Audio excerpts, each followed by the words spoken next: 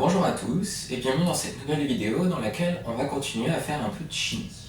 Donc, dans une vidéo précédente, on a parlé de la composition des atomes et assez logiquement, maintenant on va parler des molécules. Alors je dis assez logiquement parce que les molécules sont composées de plusieurs atomes. Et dans cette vidéo, on va se poser essentiellement deux questions. La première, ça sera pourquoi les atomes forment des molécules. Pourquoi est-ce qu'ils forment des liaisons pour mener à ces édifices qu'on appelle les molécules. Et la deuxième question, ce sera comment est-ce qu'on représente les molécules. Donc dans la vidéo sur les atomes, on a expliqué que les atomes étaient composés de plusieurs particules. Donc il y avait les électrons, les protons et les neutrons. Et pour répondre à la première question de la vidéo, qui est pourquoi est-ce que les atomes se lient entre eux pour former des molécules, on va surtout s'intéresser aux électrons. Donc les électrons, ils se situent autour du noyau. Au niveau de l'atome, on a un noyau et puis un nuage électronique avec des électrons qui sont tout autour du noyau. Et ces électrons, ils ne vont pas se répartir uniformément dans l'espace. En fait, pendant longtemps, on croyait que les électrons gravitaient autour du noyau un peu de la même manière que les planètes gravitent autour du Soleil pour le système solaire. Mais en fait, ce n'est pas le cas.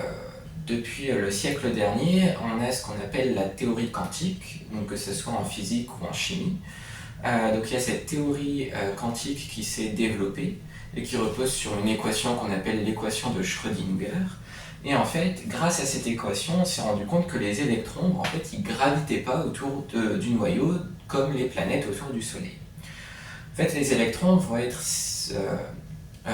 localisés dans ce qu'on appelle des orbitales atomiques qui vont avoir des niveaux d'énergie différents. Et les orbitales atomiques, en fait, ça correspond en quelque sorte à des régions qui sont à l'intérieur de l'atome et dans lesquelles il est probable de retrouver les électrons. Et en fonction les orbitales auront des formes différentes et des propriétés différentes.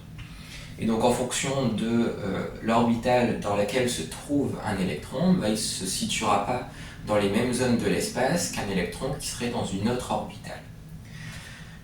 Et donc pour essayer de comprendre un peu plus en profondeur, je ferai une vidéo un peu plus dédiée aux orbitales, mais pour l'instant on va juste admettre certaines choses, et les orbitales elles ont des noms qui sont de la forme un nombre et une lettre.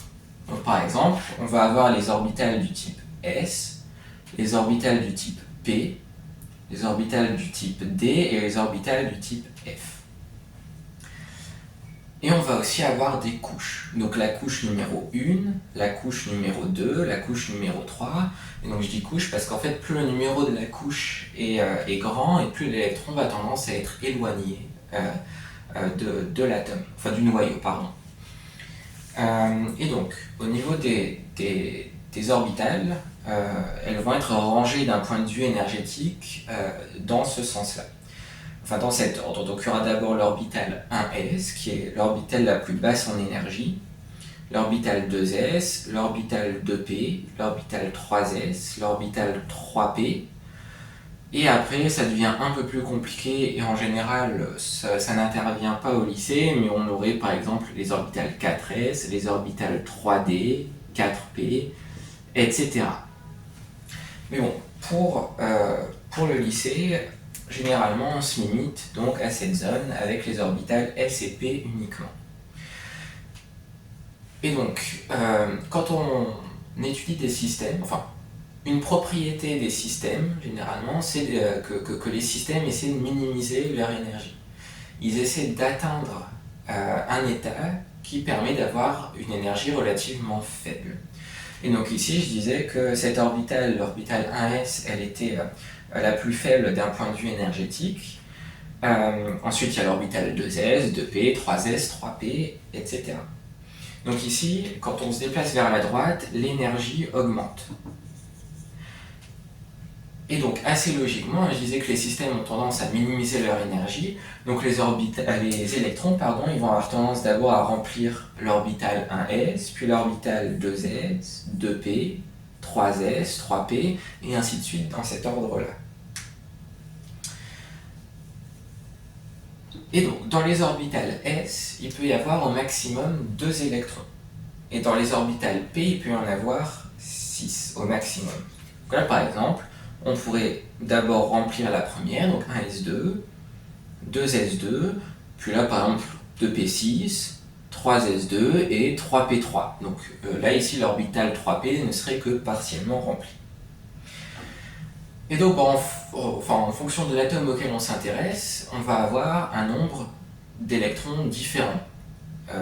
Et donc on remplira de différentes manières les orbitales. Et donc, une dernière chose, j'en ai déjà parlé, mais pour insister dessus, ça sera important pour la suite. Là, ici, à chaque fois, le premier numéro, ça correspond au numéro de la couche. Donc, vous vous rendez compte qu'il y a des couches, par exemple, avec une seule orbitale, c'est le cas de la couche 1. Il y a des couches avec 2 orbitales, c'est le cas de la couche 2. Il y a des couches avec 3 orbitales, c'est le cas de la couche numéro 3. Et ainsi de suite. Les configurations dans lesquelles les couches sont entièrement remplies, c'est particulièrement stable. Donc par exemple, si on remplit uniquement la couche 1s2, enfin la couche 1, donc on aurait une configuration de type 1s2, ben ça c'est très stable. Pareil pour 2s2, enfin 1s2, 2s2, 2p6. Là ici la couche 2 est complètement remplie. Et pareil, on aurait 1s2, 2s2, 2p6, 3s2, 3p6. Ça, ces 3 configurations, elles sont très très stables. En fait, elles correspondent à des atomes de la dernière colonne du tableau périodique, dont on reparlera dans une prochaine vidéo, et qui sont ce qu'on appelle les gaz nobles. Par exemple, il y a l'argon, l'hélium, le xénon. Et tous ces gaz, en fait, généralement, ont très peu tendance à réagir avec d'autres éléments. Parce qu'ils ont une configuration qui est très très stable, vu qu'ils ont leur couche entièrement remplie. Et donc, ils n'ont pas vraiment d'intérêt à essayer de récupérer d'autres électrons ou d'en partager avec d'autres atomes. Parce que les liaisons, ça va être un partage d'électrons. Une liaison covalente, donc une liaison qui relie 2 atomes, en fait, c'est constitué de 2 électrons. Et donc, les atomes qui ont ce genre de configuration électronique, donc ce qu'on appelle les gaz nobles, ils ne vont pas avoir d'intérêt en fait à partager des électrons vu qu'ils sont déjà dans une configuration très très stable. Par contre, les autres atomes, ils vont avoir une couche qui est, au moins une couche qui est partiellement remplie. Par exemple, si on prend l'atome de carbone, le numéro atomique de l'atome de carbone, c'est 6. Donc le numéro atomique Z du carbone C, c'est 6. Donc si on remplit les orbitales de l'atome de carbone, on va avoir 1s2, 2s2 et 2p6. 2p2 pour arriver justement à 6, 2 et 2 et 2. Enfin 2 plus 2 plus 2. Et la configuration très très stable la plus proche, ça va être 1s2, 2s2, 2p6. Donc avec 10 électrons. Et donc pour atteindre la configuration électronique très stable d'un gaz noble, il manque 4 électrons à l'atome de carbone. Et donc pour aller récupérer ces 4 électrons manquants, en fait, l'atome de carbone va avoir tendance à faire 4 liaisons avec d'autres atomes. Et on peut faire ce genre de raisonnement avec d'autres atomes. Par exemple, l'atome d'oxygène, donc son numéro atomique c'est 8. Et donc si on écrit sa configuration électronique, c'est 1s2, 2s2, 2p4. Et donc pour atteindre cette configuration qui est particulièrement stable, il lui manque 2 électrons. Donc les atomes d'oxygène vont avoir tendance à faire à former deux liaisons avec d'autres atomes. Et on peut faire ça pour les autres atomes du tableau périodique. Et en fait, à la fin, on va aboutir au résultat que les atomes de carbone ont tendance à faire 4 liaisons, les atomes d'hydrogène, une liaison, les atomes d'oxygène, 2 liaisons,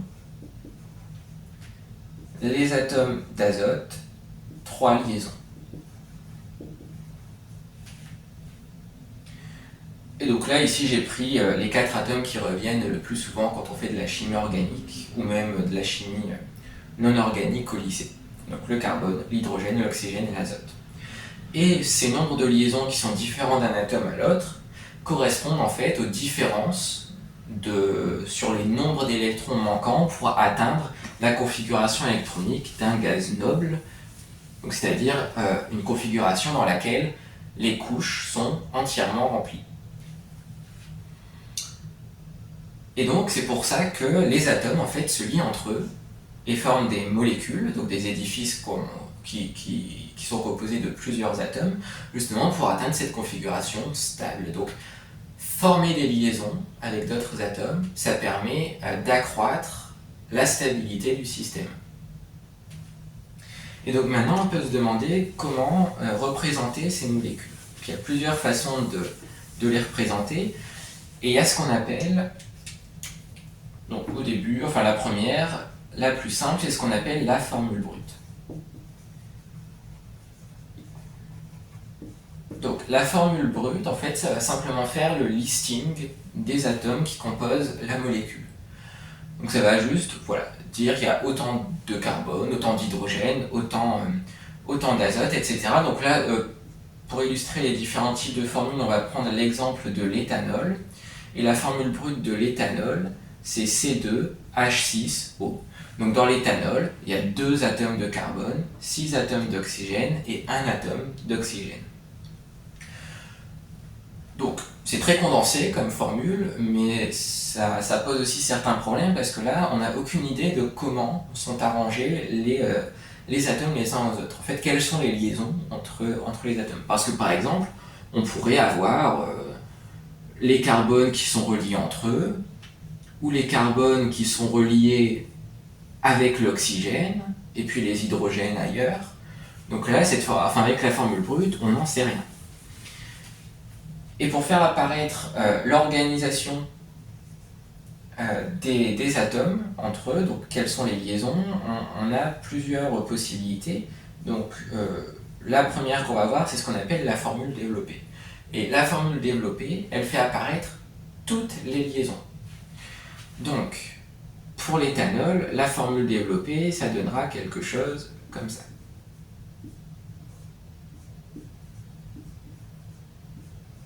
Et donc, par rapport à la formule brute, maintenant on sait quelles sont les liaisons entre les atomes, quels sont les atomes qui sont reliés entre eux. Bon, un inconvénient de cette méthode, c'est que c'est très lourd à écrire. Et là, c'est une petite molécule, donc c'est assez lisible. Mais quand on a des molécules beaucoup plus grandes, c'est illisible d'utiliser cette formule. Donc, pour trouver un compromis entre les informations fournies par cette molécule, par cette formule par rapport à la formule brute, on a ce qu'on appelle la formule semi-développée. Et donc la formule semi-développée, elle va ressembler en fait à la formule développée, à la différence près que dans la semi-développée, on ne fait pas apparaître les liaisons entre les carbones et les hydrogènes. Donc là, ici, ça donnerait H3C, CH2, OH. Donc là, c'est beaucoup plus lisible et beaucoup moins lourd à écrire. Mais il y a une méthode qui est encore plus lisible, c'est ce qu'on appelle la formule topologique. Et dans la formule topologique, en fait, on ne va plus écrire les carbones. En fait, on va représenter les carbones par une chaîne. Alors je vais illustrer, ce sera plus simple avec l'atome, la molécule d'éthanol. Donc ça, c'est la formule topologique de l'éthanol. Et donc à chaque sommet de la ligne, ici, il y a un carbone. Donc là, par exemple, si on veut représenter une chaîne avec 5 carbones, on a 1, 2, 3, 4, 5. Donc ça, c'est la même molécule que H3C, CH2, CH2, CH2, CH3.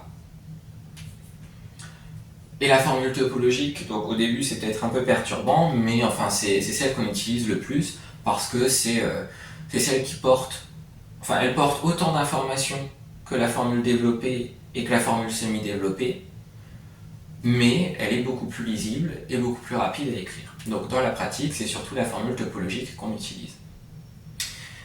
Il y a un autre type de représentation qui s'appelle la formule de Lewis, mais pour pouvoir expliquer ce que c'est la formule de Lewis, j'ai besoin de raconter des choses supplémentaires sur les orbitales atomiques dont on a parlé en début de vidéo. Donc ça fera l'objet d'une prochaine vidéo qui sera dédiée à cette partie du chapitre. Donc on va s'arrêter ici pour cette vidéo. J'espère qu'elle vous aura aidé d'une manière ou d'une autre. Si c'est le cas, pensez à mettre un j'aime à la vidéo. Vous pouvez également vous abonner. Et puis je vous dis à bientôt pour une prochaine vidéo.